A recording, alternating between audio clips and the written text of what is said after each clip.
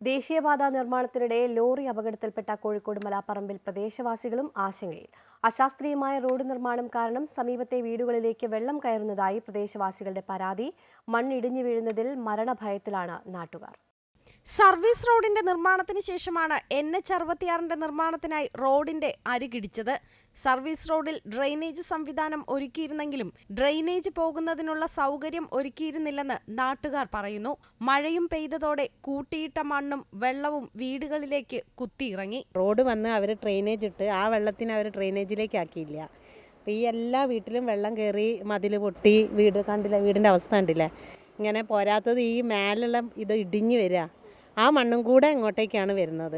കിണർ കേടുവന്നു, പിന്നെ വഴികളും അതുപോലെ തന്നെ ഇങ്ങോട്ട് വരാനുള്ള വഴിയും പോയി. പിന്നെ ആ വെള്ളം തന്നെ വന്നിട്ടാണ് ഈ NH ഇടിയാനും കാരണമായിട്ടുള്ളത്. ഇവിടെ മതിൽ പൊട്ടി, അത് കഴിഞ്ഞ് ആ മതിൽ അവിടെ പൊട്ടിയിട്ട് വെള്ളം വന്നില്ലേ, ആ വെള്ളം ഇതിലേ ഒഴുകിയിട്ട് ഇതാ ഇപ്പുറത്തെ മതിലും പൊട്ടിയിട്ടുണ്ട്.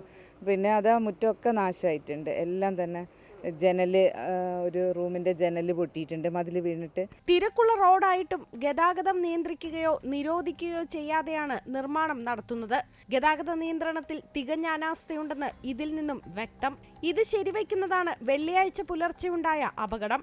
രാമനാട്ടുകര വെങ്ങളം ബൈപ്പാസിൽ പ്രധാന റോഡിൽ നിന്ന് 15 അടി താഴ്ചയുള്ള സർവീസ് റോഡിലേക്കാണ് കണ്ണൂരിൽ നിന്ന് ആലപ്പുഴയിലേക്ക് പോയ ചരക്ക് വാഹനം മറിഞ്ഞത്. ഡ്രൈവർ രക്ഷപ്പെട്ടത് തലനാരിഴയ്ക്കും.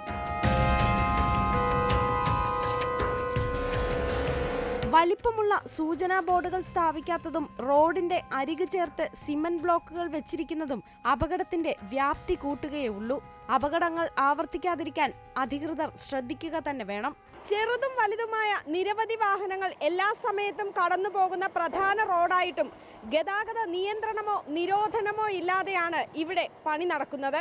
കൃത്യമായ ആസൂത്രണമില്ലാതെ അധികൃതരുടെ അനാസ്ഥ എന്ന് തന്നെ വേണം ഇതിനെ കാണാൻ.